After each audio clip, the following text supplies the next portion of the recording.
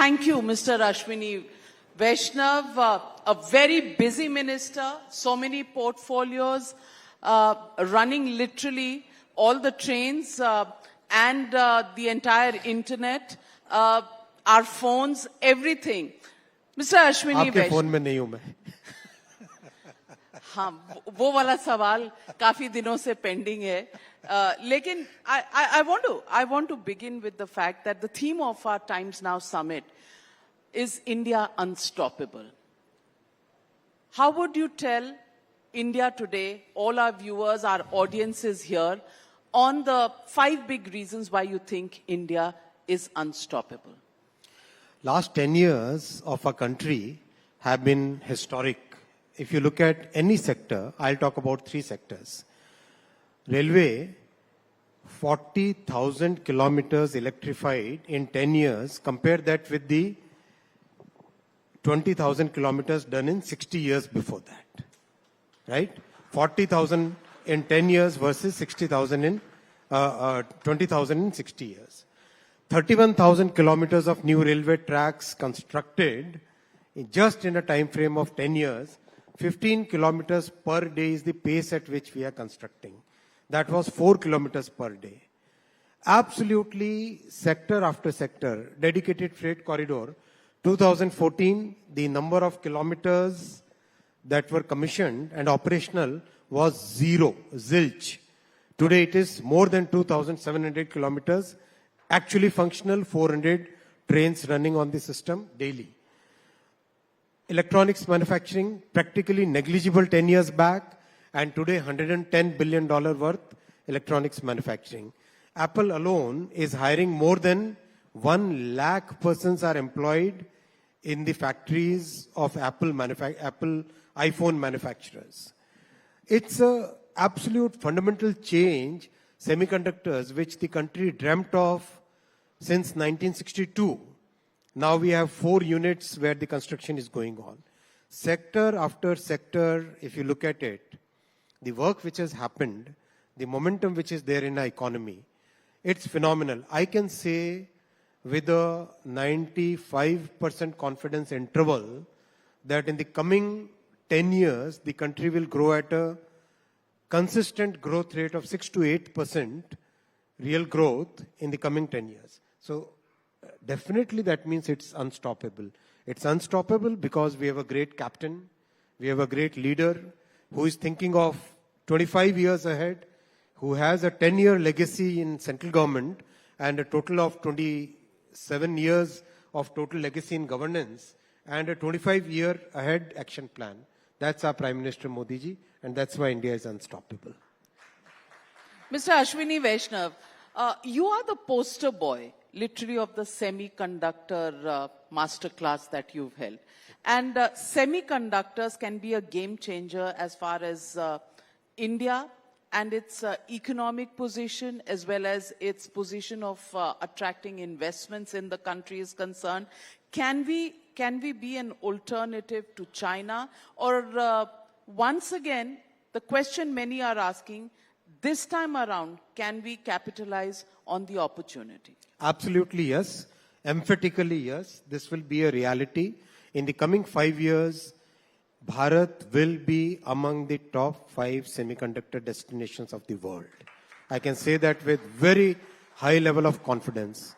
See, when we started the semiconductor program, the first thing that our Prime Minister said was, look at the entire ecosystem. Don't just look at setting up the plant, look at setting up the entire ecosystem.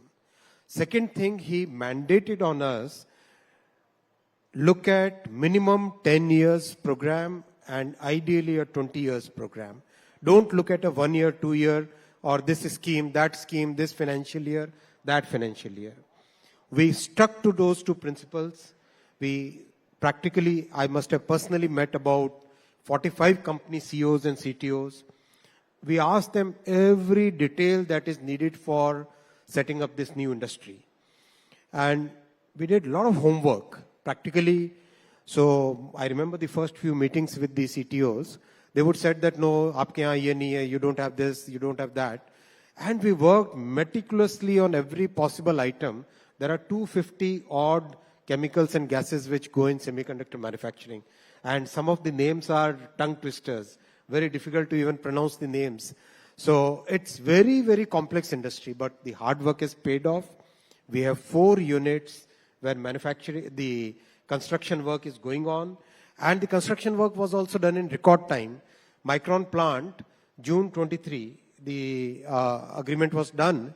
September 23, within 90 days, construction started. The 2 plants of Tata and the plant of CG Power, again, within 18 days of approval, construction actually started on the field. It's a pace which is what making it unstoppable India, right?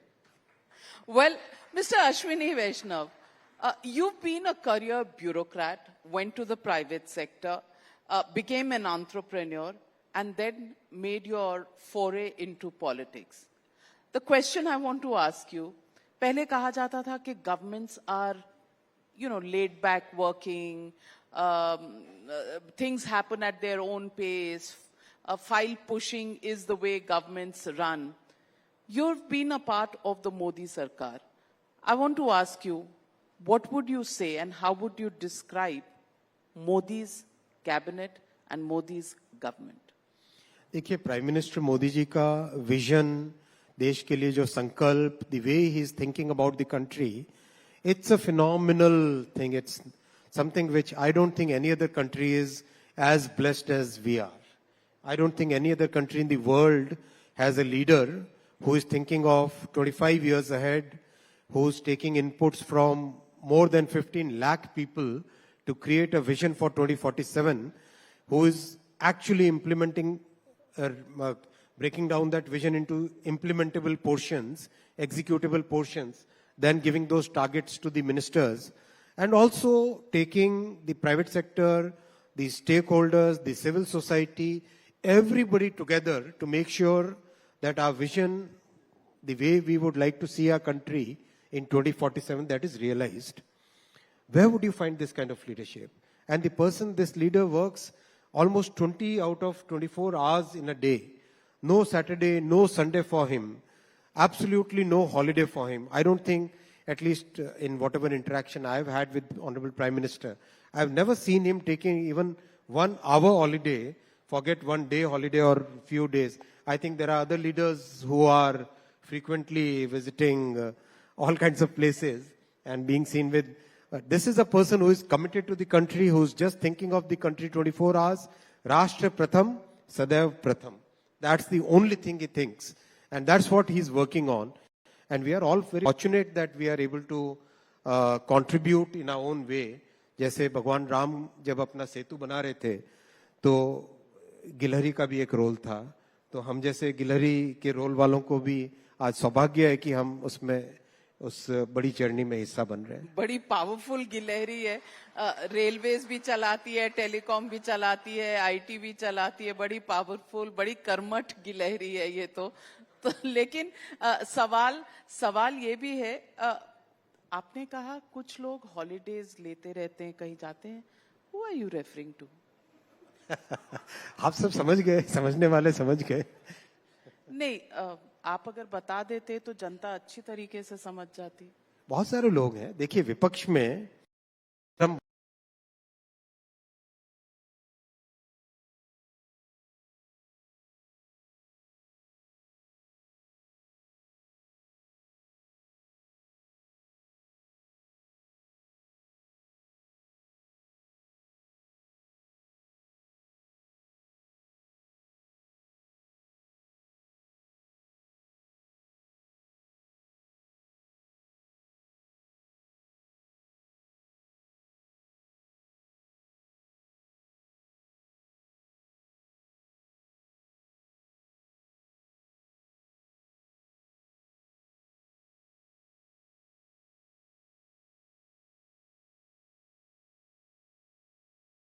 बांध के रखा कि कोई progress कर ना पाए, जो progress कर रहा उसको नीचे दबाओ. मतलब सारी दुनिया सोचती थी कि इस देश का इतना पोटेंशियल है, लेकिन कांग्रेस की सरकारों ने 4 डेकेड्स तक पूरे लॉस्ट डेकेड्स रखे. बाद में परिवर्तन आया थोड़ा सा, कुछ रिफॉर्म्स हुए, फिर श्रद्धेय अटल जी के टाइम में और बहुत सारे रिफॉर्म्स हुए, फिर 10 साल का पीरियड आया जिसमें जो कुछ किया कराया था वो सब भी एक प्रैक्टिकली एक फिर एक लॉस्ट डिकेड किया 2004 से 2014। 2004 में जब अटल जी ने जिम्मेदारी सौंपी थी डॉक्टर मनमोहन सिंह जी को, कांग्रेस की सरकार को, इतनी हेल्दी, इतनी रोबस्ट इकोनॉमी थी। मैं एक छोटा सा क्विज आपके सामने रखना चाहूंगा। 2004 में जब श्रद्धेय अटल जी ने when he handed over the responsibility to doctor Manmohan Singh ji, हमारे भारत की रैंकिंग दुनिया में कितने पे थी? गैस करो ना। 11th। किसने बोला? भाई इनके लिए जोर से ताली बजाओ यार। 11th रैंक पे थी। अब मैं पूछता हूं 2014 में जब प्रधानमंत्री श्री नरेंद्र मोदी जी ने जिम्मेदारी संभाली देश की, कितने पे थी रैंकिंग? 11। सबके लिए ताली बजाओ, सब सही बोल रहे हैं। तो 11वें रैंक पे 2004 में, 11वें रैंक पे 2014। इसका क्या मतलब है भाई? इसका मतलब पूरा 10 साल वेस्ट हुआ ना वेस्ट। और मोदी जी ने 2014 में 11वें रैंक पे जिम्मेदारी ली। आज कितना है? 5वें नंबर पे ऑलरेडी हम पहुंच गए। 5वें नंबर पे पहुंच गए और ये मोदी की गारंटी है कि 2027-2028 तक हिंदुस्तान दुनिया की तीसरी सबसे बड़ी आर्थिक ताकत होगी। आप देखो जितना काम कर पा रहे हैं, 11 लाख करोड़ का इन्वेस्टमेंट हो रहा है कंप्लीट इंफ्रास्ट्रक्चर को रीबिल्ड करने में। जब 5वीं आर्थिक ताकत इतना कुछ कर सकती है, आप इमेजिन करो जब तीसरी बड़ी आर्थिक ताकत होगी, कितनी देश में क्षमता होगी जो काम कर सके और देश को एक ऐसे फाउंडेशन दे सके जो 2047 और 2047 के बियॉन्ड भी देश के काम आए। ये है मोदी जी का प्रभाव। So let me ask you, today the Prime Minister has also tweeted, some eminent lawyers have also written a letter. The question that is being asked, and the Prime Minister has tweeted about the pressure that is being put by the Congress party on the judiciary. I want to get a perspective on what is the Prime Minister hinting at, and where do you think the pressure is being put on the judiciary? Is it just because even the Congress party has come out and said that after the electoral bonds issue, which has gone against your government, this is a deliberate psychological warfare that has been launched on the judiciary? तो ये नया है क्या कांग्रेस के लिए?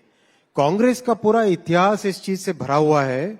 They killed the constitution, they killed so many institutions, they put so much pressure on the judiciary. I'm sure you would all remember, Congress used to say Congress needs a committed judiciary. Committed judiciary का क्या मतलब है भाई?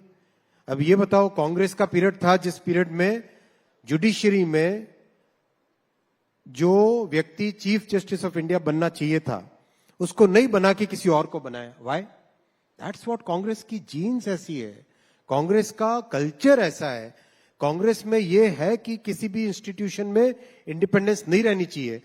अगर आप अभी miss Neerja Chaudhary ने अभी एक बुक लिखी है प्राइम मिनिस्टर्स पे, उस बुक को आप पढ़ो। पहले ही चैप्टर में इतनी स्ट्रॉन्ग सामने आता है कि किस तरह से कांग्रेस के गांधी परिवार ने क्लियर डिस्कशंस होते थे कि कॉन्स्टिट्यूशन को कैसे सबवर्ट किया जाए।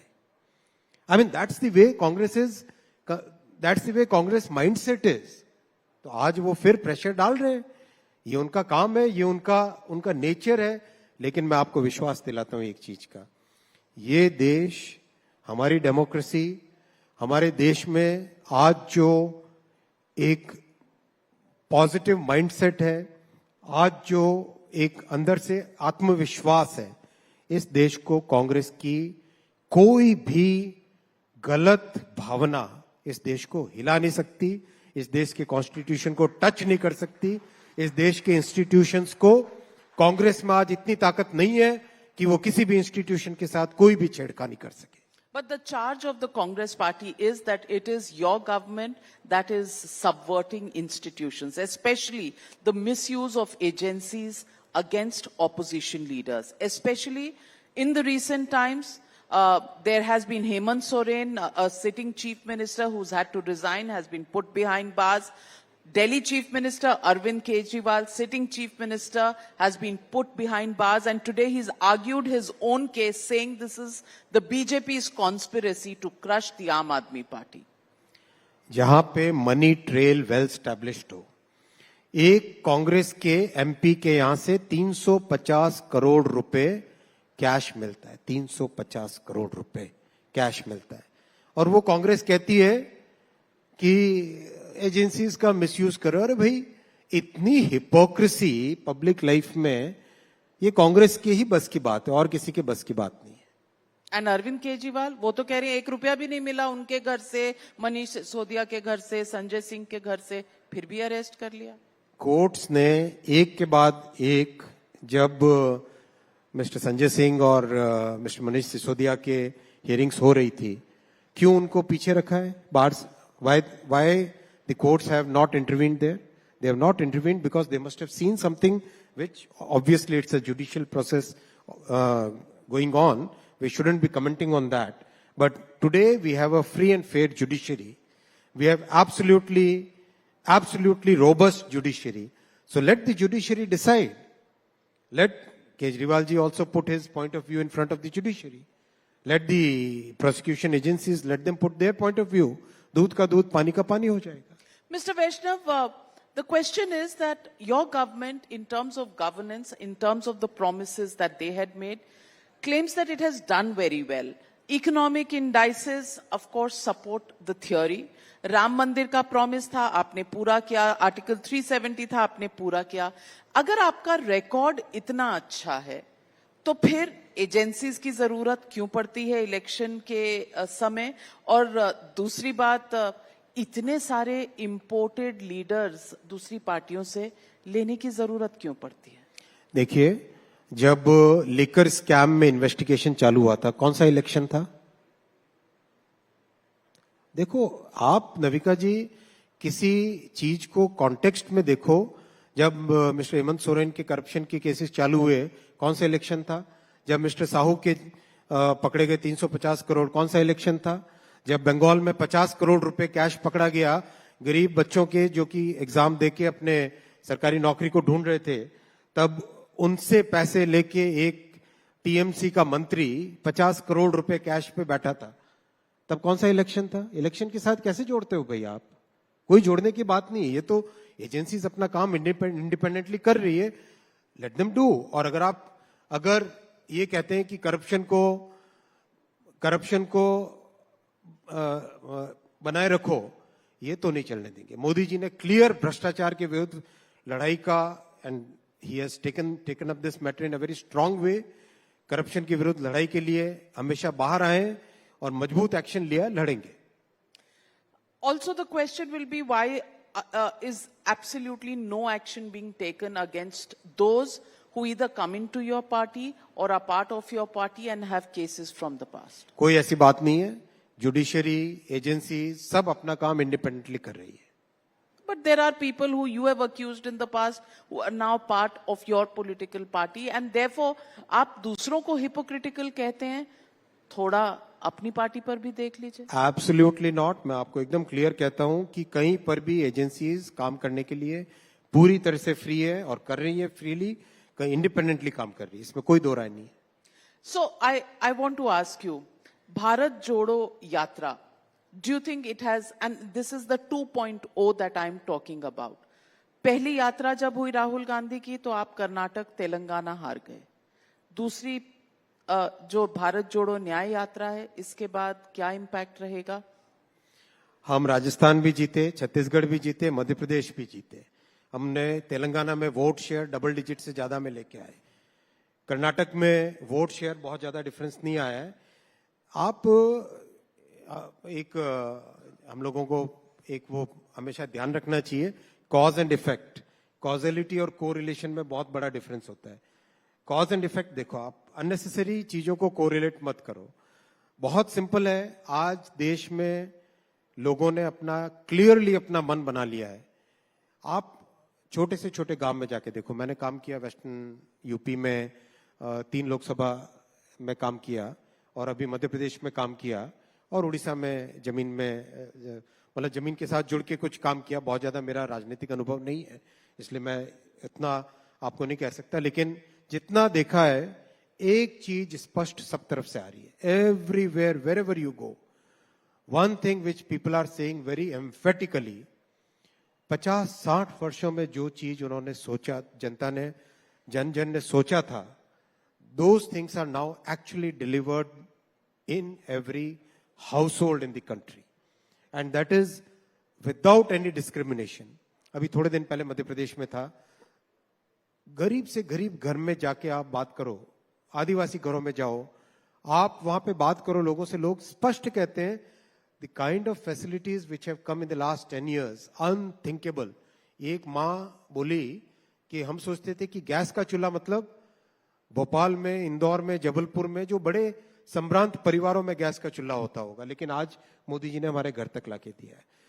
नल से जल, something, things which we in cities would assume, take for granted, उसका कितना बड़ा महत्व है गांव में। आप गांव में जाके पूछो। I will request times now से आप अपना एक डेलीगेशन भेजिए, एक पूरी टीम भेजिए, गांव में एक्चुअल में किस तरह से काम हुआ है उसको देखे। मतलब गांव के लोग आश्चर्य करते हैं कि नल से जल कोई सोच भी नहीं सकता था, वो चीज आज उनके घरों तक पहुंच रही है। These are things which are real, Navika ji, these are things which are there on the ground. केवल टहलने से लोगों का आप मन बहला नहीं सकते। आपको लोगों के लिए हार्ड वर्क, कड़ी मेहनत, कड़े संकल्प, दृढ़ इच्छा शक्ति, एग्जीक्यूशन के साथ काम करना पड़ता है, तब जाके देश का विश्वास आता है। वो विश्वास आज मोदी जी पे, वो विश्वास आज मोदी जी पे 100% है, और इसीलिए इतने एकदम क्लैरिटी के साथ हमारे काम के 10 साल के मोदी जी के काम के बेसिस पे आज हम वोट मांगने जा रहे हैं पब्लिक के सामने।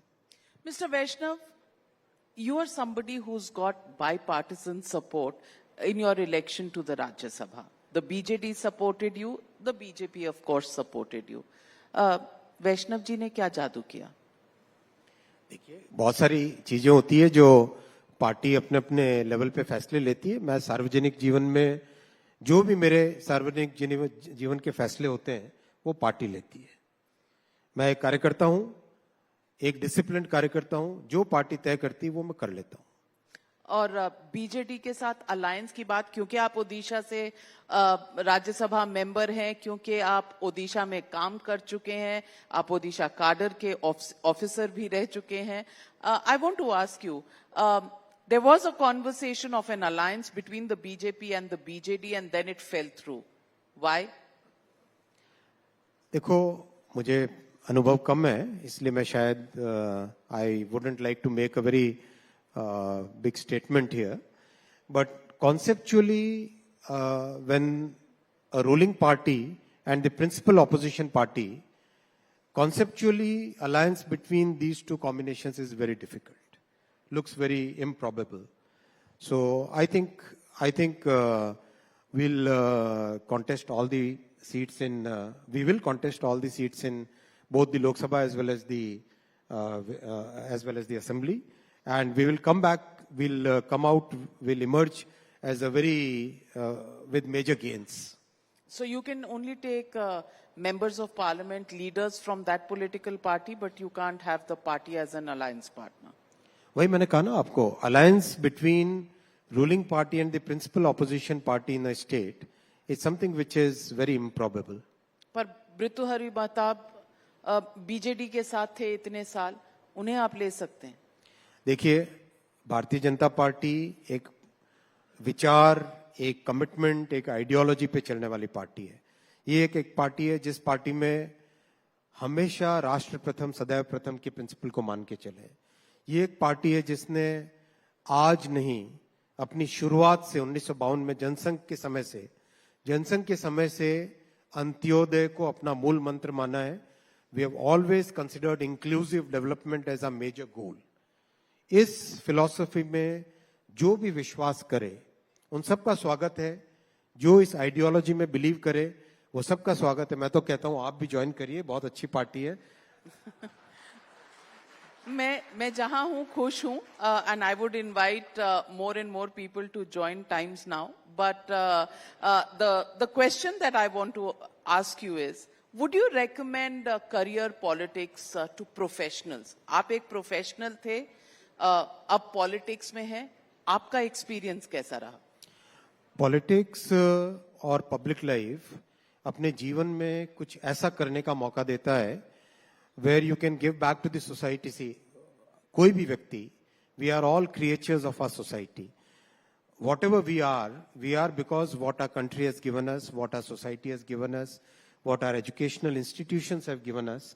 So we must give back to the society, and political life gives a very large canvas where you can do a very big change, very fundamental transformative change in people's lives. So I would actually very strongly recommend that all the professionals must give us, even if they give a small fraction of the time, they must give a small fraction of the time for the society and do something very regularly, whether in terms of thinking, whether in terms of executing, whether in terms of connecting with other people, whether in terms of actually collecting the feedback from the ground. Whatever you want to do, please do, but always think of contributing to the society.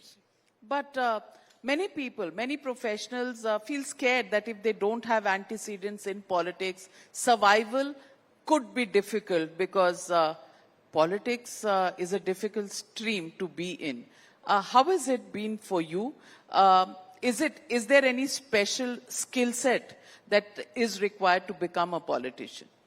देखिए, मोदी जी बहुत clear एक चीज समझाते हैं हम लोगों को, आप कभी भी कुछ बनने का मत सोचो, कुछ करने का सोचो.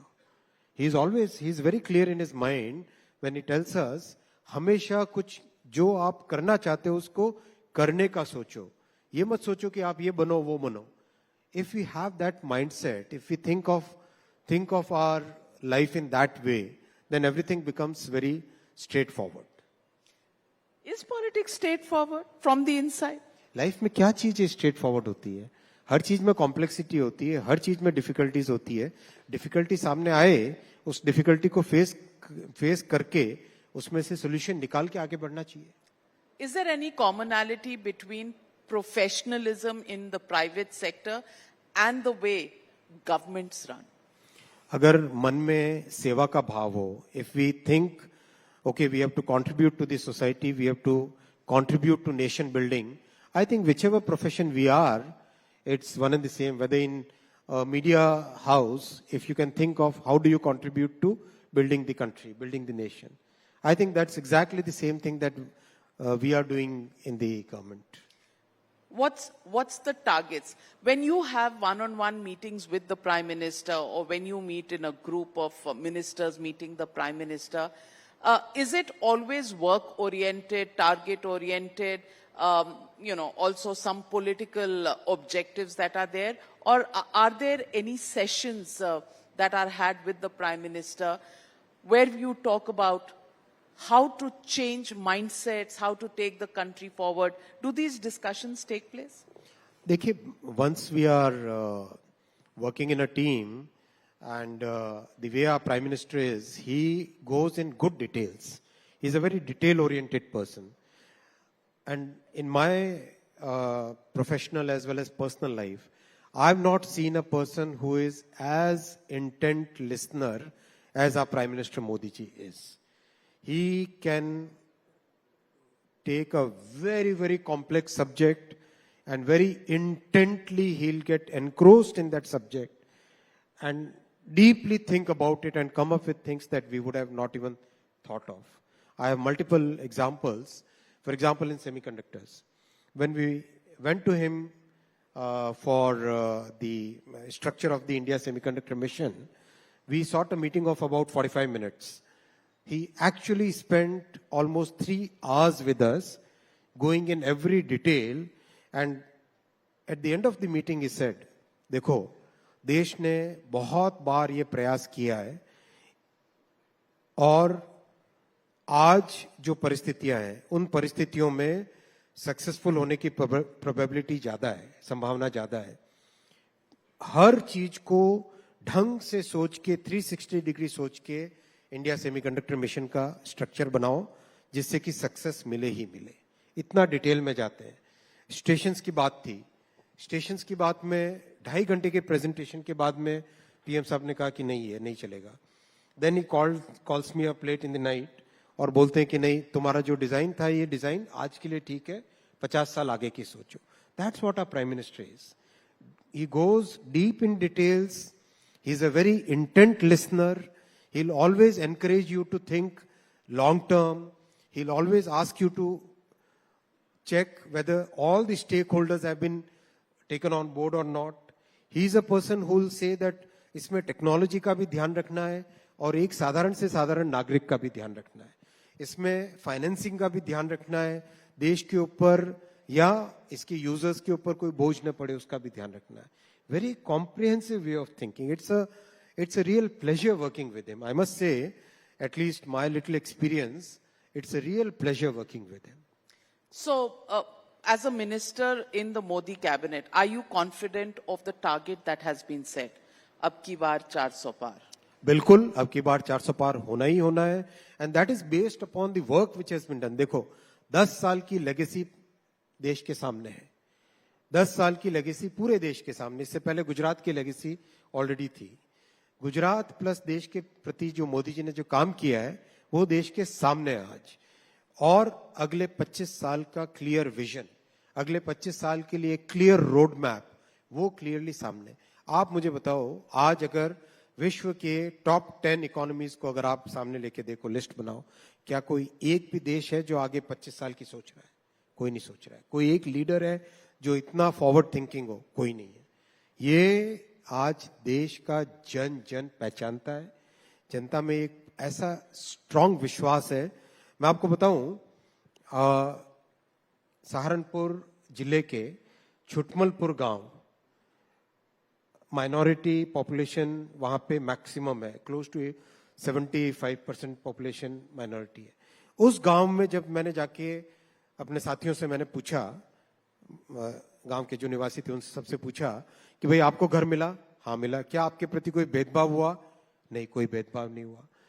वहां मैंने माइनॉरिटी परिवार के एक माँ से पूछा, आपको गैस का सिलेंडर मिला? हाँ मिला। क्या कोई भेदभाव हुआ?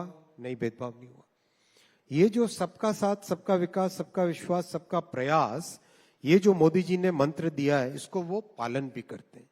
इसीलिए आज 140 करोड़ देशवासियों के मन में एक विश्वास है, एक आत्मविश्वास है कि केवल मोदी जी ही उनके बारे में सोचते हैं, केवल मोदी जी ही देश को एक जो भारत का स्वप्न है, उस स्वप्न को सपना सच करने में एक ही व्यक्ति है जो इसके लिए सक्षम है। इसीलिए बहुत ही स्पष्ट तौर पे कहा जा सकता है कि अब की बार 400 पार है। लेकिन south of India, it is the same country, but Tamil Nadu, you've never won a seat. Kerala, you've never won a seat. Telangana, you have a very little presence. Karnataka, where you had a larger presence, you've lost the state government. Andhra Pradesh, you don't have a seat. आप 2019 से पहले की discussions देखो, चुनाव से पहले के। बंगाल में यू हैवंट वन, ये लो साहब 18 सीटें। उड़ीसा में कभी आपने 1 सीट जीती, 2 सीट जीती, ये लो 8 सीटें। देखो नविका जी, जब देश में विश्वास आता है, जब जन जन में विश्वास आता है, उसका रिजल्ट इलेक्शन के रिजल्ट्स में एकदम स्पष्ट तौर पे परिणत होता है। आप सबके सब जितने मीडिया चैनल्स थे, बताओ मध्य प्रदेश चुनाव के बारे में क्या बोलते थे, छत्तीसगढ़ चुनाव के बारे में आप बताओ, आप क्या बोलते थे? रिजल्ट आपके सामने। देखो ऐसा नहीं है, पब्लिक बहुत समझदार है, वो सब जानते हैं, सब समझते हैं, और जनता का जो विश्वास है ना, वो विश्वास कड़ी मेहनत से जीता जाता है। आपने ईवीएम हैक कर लिया।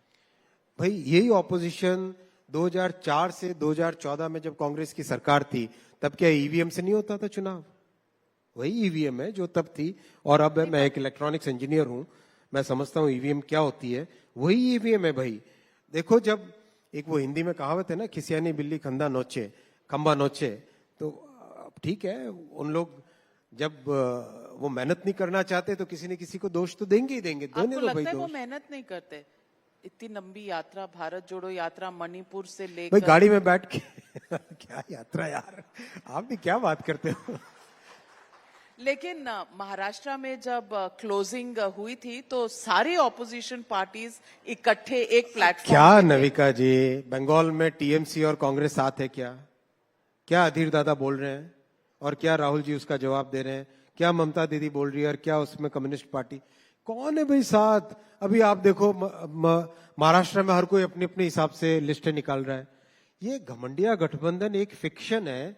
इस फिक्शन को आप कितने दिन चला पाओगे भाई? हवा में बना हुआ बुलबुला कितने टाइम चलेगा? Are you underestimating the opposition? I am not underestimating anybody. I am looking at the confidence, I am looking at the trust that people have in Narendra Modi ji, and that is the only and only factor which will give us the results, which will give the country the results that the country is looking for. So then, what next for Ashwini Vaishnav? Are you getting ready for the next stint in the Modi देखिए, cabinet? ये सब नहीं सोचते। हमें आज हमारे सामने जो काम पार्टी ने दिया है, प्रधानमंत्री जी ने दिया है, उस पे 100% फोकस करना चाहिए। 100% डेडिकेशन के साथ उस काम को करते जाना चाहिए। Really? सब लोग, Absolutely. आप वैसे तो 2047 की सोच 2047 देश के लिए सोच रहे हैं। इस देश को बनाने में कई लोगों का सहयोग रहेगा। आपका भी सहयोग रहेगा, सामने बैठे हैं उनका भी सहयोग रहेगा, जो टीवी पे सुन रहे हैं उनका भी सहयोग रहेगा, जो नौजवान आज कॉलेज में है उनका भी सहयोग रहेगा, सबका सहयोग रहेगा। ये सबका साथ सबका विकास की सरकार है। How will you describe Narendra Modi in 5 words? देखिए, मोदी जी देश के बारे में इतना स्पष्ट तौर पे सोचते हैं। देश को विकसित देश बनाने का उन्होंने स्पष्ट एक संकल्प लिया है और उस संकल्प को वो सिद्ध करके रहेंगे। राहुल गांधी? 5 क्या, एक शब्द ही बहुत है उनके लिए। एक शब्द क्या बताएंगे? छोड़ो, रहने दो। दुनिया ही उनको सीरियसली नहीं लेती भाई, आप क्यों सीरियसली ले रहे हो? आपकी ऑपोजिशन है, आपने कहा हम अंडर एस्टिमेट नहीं कर रहे। भाई उनको अंडर एस्टिमेट कोई नहीं करता है, हर कोई समझता है वो क्या है। आप कुछ कुछ पॉलिटिक्स सीख गए। नहीं, मैं नहीं सीखा अभी। अभी बहुत काम बाकी है। Well, Ashwini Vaishnav, clearly always a pleasure speaking with you, and the way you take questions clearly, we cannot call you a new entrant to the field of politics. Ashwini Vaishnav has come a long way. Thank you very much for joining me here on this very great platform of Times Now Summit, and we hope we'll keep welcoming you back every time. Thank you very much, Navika ji. Thank you very much, Times Now, for having me here. Thank you, and ladies and gentlemen, presenting to you Ashwini Vaishnav, Union Minister. Big round of applause.